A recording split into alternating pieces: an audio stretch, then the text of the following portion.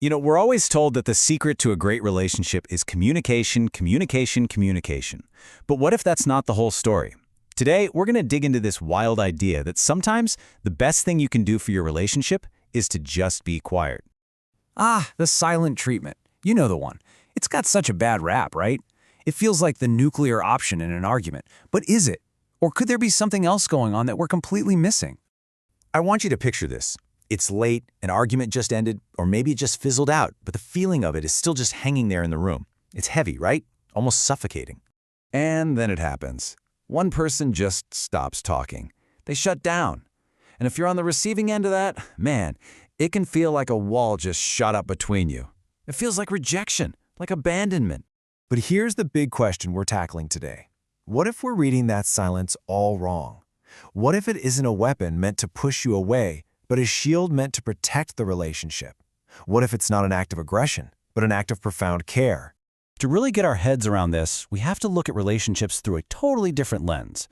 Think of them less as just a fuzzy emotional thing, and more like a complex little economy. And the guide for this is something called the Trinket Soul Framework.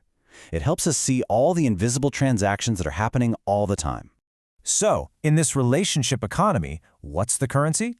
It's something called a trinket. And I know what you're thinking, trinkets, like little cheap keychains? But no, in this model, a trinket is any action that has a real cost to you. It's the genuine effort, the time, the vulnerability you offer. That's what actually builds value. And this is a really important distinction the framework makes. There's the real economy, built on these costly, meaningful trinkets, like a really specific compliment that shows you actually see the other person. And then there's the shadow economy. This is all the zero-cost stuff, like a quick like on a photo. It mimics connection, but it's basically relationship junk food. It doesn't really nourish anything. So if these trinkets are the building blocks of real connection, what are they actually made of? Let's break down the anatomy of a truly meaningful act. Okay, so every trinket is made of 3 essential particles. First up is expenditure. This is just the actual cost to the person sending the signal. If an action costs you nothing, no time, no effort, no emotional risk, it just doesn't carry any weight. It's noise. The second particle is the signal. This is crucial. The cost you're paying has to be aimed at the relationship. I mean, working yourself to the bone is a huge expenditure of effort, but unless it's for a shared goal, it's not a trinket for your partner. The intent is everything. And finally, particle number 3, register. Your partner has to actually receive the signal and understand it. You could send the most beautiful, costly signal in the world, but if it's in a language they don't speak, it just vanishes into thin air. For it to work, you need all 3: expenditure, signal, and register. Now, not all costs are the same. The framework calls them different flavors of expenditure. You've got time, effort, sacrifice, all valuable. But look at that last one, vulnerability. That's considered the heaviest flavor. It's the most costly, and because of that, it builds the most value. It's the gold standard of trinkets. Okay, so now that we've got this new vocabulary, let's go back to our couple, sitting in that tense silence after the fight. Let's decode what was really going on. What can feel like just a big emotional mess is often a very predictable sequence. First, you have the rupture. That's the fight. Then comes trade suspension. That's our strategic silence. It's not punishment, it's a timeout to stop more damage. While that's happening, both people go into parallel processing, figuring things out on their own. Then, very carefully, one person might start a reopening protocol, sending out a small, low-risk signal to see if it's safe to connect. If it is, you get resume trade, and the connection is back online.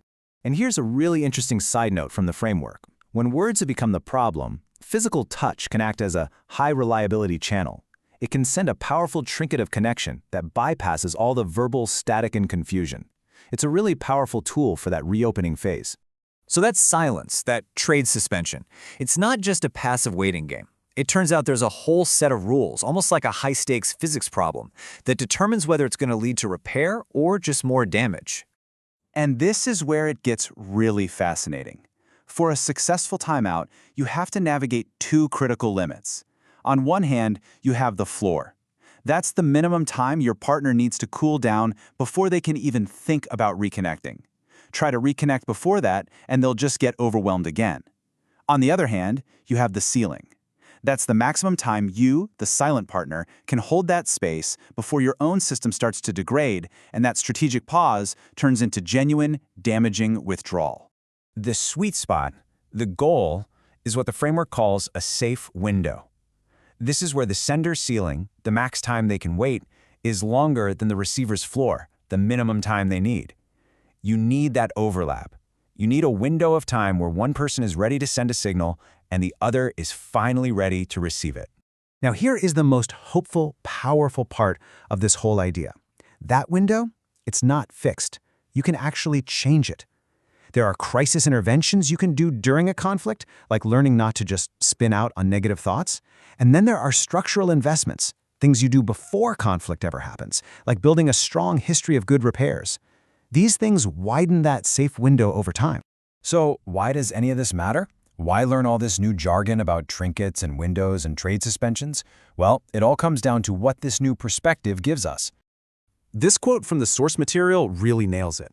What this framework does is it takes conflict out of the realm of moral failure. You're a bad person, I'm broken, and turns it into a structural problem.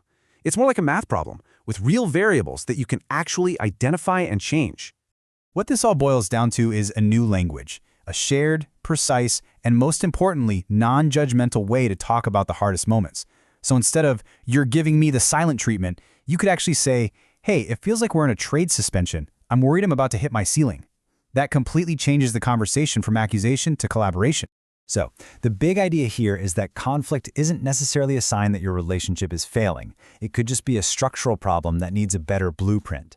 And by understanding this hidden economy, the real value of our actions, and the delicate physics of a timeout, we can get way better at navigating these moments. Which leaves us with a final thought. If you could see all the hidden math of your relationships, what's the one variable you would choose to invest in first?